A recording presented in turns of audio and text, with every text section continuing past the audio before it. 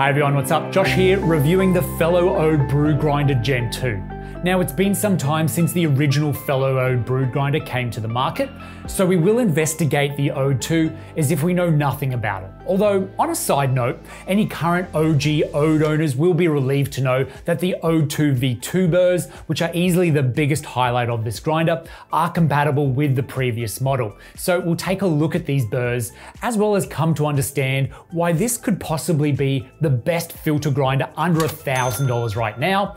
And that's my take that hasn't changed from the original version. So how's the V2 even better? Let's jump in and find out.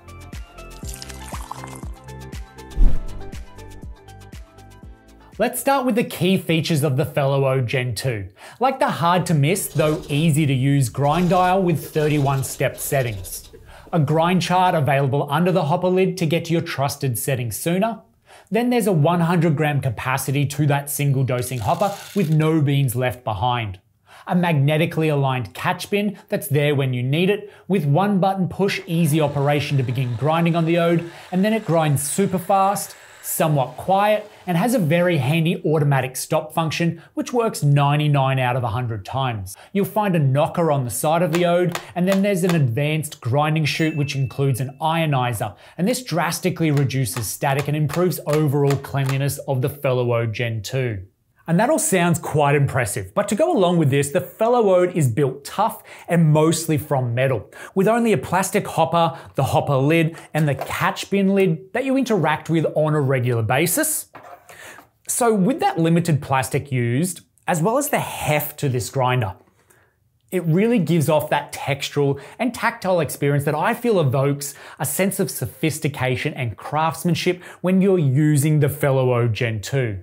Something more or less unseen in the 140-watt motor on the Ode is that it's controlled by a smart system called a PID controller.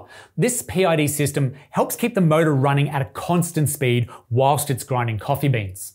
And why is this important? Well, it means that every coffee bean gets ground in the same way, with the same amount of force and speed from the BURRS, and this results in coffee particles being of the same size, which we all know makes better tasting coffee. Now, not many coffee grinders actually use any PID system, so the fellow Ode is kind of unique in that way, and it's a really neat innovation that helps make delicious coffee. Now, coupled with this is Fellow's newest BURR set. These 64mm stainless steel flat BURRS, in Fellow's own words, are their best BURRS produced yet.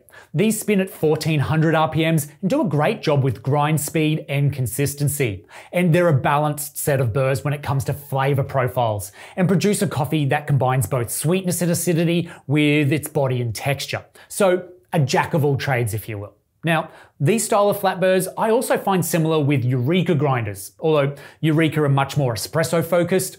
The advantage to this style of flat BURR is that they're very forgiving and do have a large range to a sweet spot when you're dialing in for a tasty brew. Looking through the range of grind settings on the Gen2, you go from a fine AeroPress grind like you would use for an espresso using either the Prismo, or I prefer the Joe Presso espresso attachment, and even mocha pot brewers I would say fit in quite nicely here. Then you've got that range suitable for an AeroPress to 1 or more cups of V60 or other pour over brewers. Following on from this typically are your Mocha Master and other batch brewers, to then your French press, and lastly cold brewing. So it's important to point out here that this is not an espresso grinder, and it won't grind finer than around 200 microns. This working well for all brew methods other than Turkish and espresso, which require a sub 200 micron size grind. And this could be perceived as a drawback to the fellow Ode. However, Fellow are pretty upfront with all of this. And I don't think I can say it any other way. If you're looking to brew espresso, this grinder isn't for you. Let's now just grind out a 20-gram dose. I'm going to place it on a setting of 5, which is about halfway. And let's just see how quiet and fast it is, shall we? We shall. Let's do this.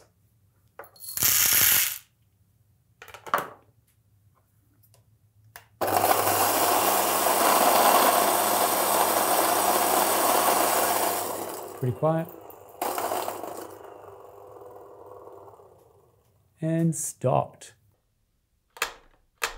The grinds knocker on the side of the grinder, you want to use this every time you grind out. It'll help alleviate any retention of grounds in the grinds chamber. It works really well, and being just a flick away, it's not that complicated. The retention on this grinder, after an initial loss of 5 grams on the first grind I used, it's steadied down to 0.1 to 0.3 grams lost, which I found great for a grinder with no bellows system. And the Ode Gen2 also has a feature called an ionizer built into the bottom of the chute, and this reduces static that can happen when grinding coffee beans, which is a big deal for keeping this grinder clean. You can also try something known as the RTD method, which involves spritzing a little bit of water onto your beans prior to grinding. Some people say it helps, but there are mixed reports in using it with the fellow Ode, where some say it can actually slow down the feed of beans and then trap them in and around the hopper. Overall though, static is a big factor in coffee grinding, and the fellow Ode Gen2 grinder now has a great feature to help with that. And as with any coffee preparation, it really is important for you to experiment and find that approach that works best for your specific setup and brewing preferences. Moving on. The catch cup. This holds 100 grams of grounds, and there are fins on the inside which assist in a direct path when dosing grounds into your brewer of choice. And there are dots that can be seen, and these are used as sort of a volumetric measurement, though I'm yet to hear of anyone actually using this consistently. And the catch cup is made of metal and is magnetized to the base of the Ode, and I notice a lot of grinder manufacturers are now adopting this as a great feature to have.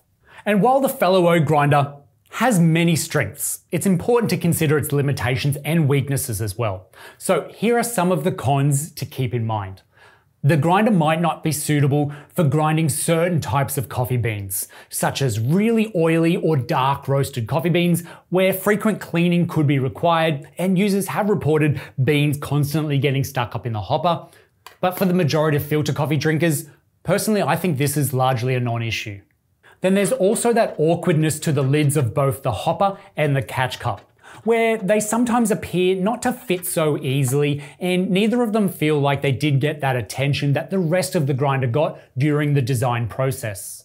And in summary, I suggest that this is a very specialized grinder. Of course, if it is of interest to you, then you ought to know that it is going to perform great for all your filter style brewing.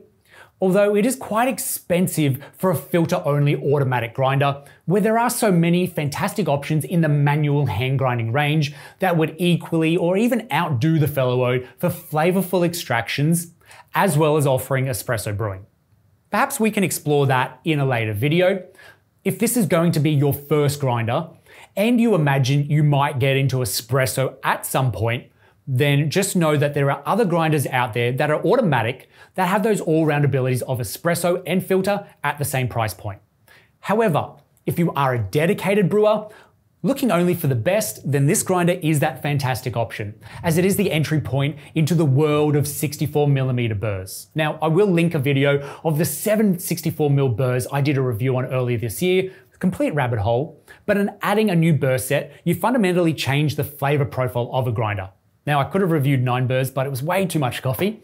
My point here is that the fellow Ode is an affordable grinder that gets your foot into the door for using a truly great burr set and attaining extremely high performances for under $1,000.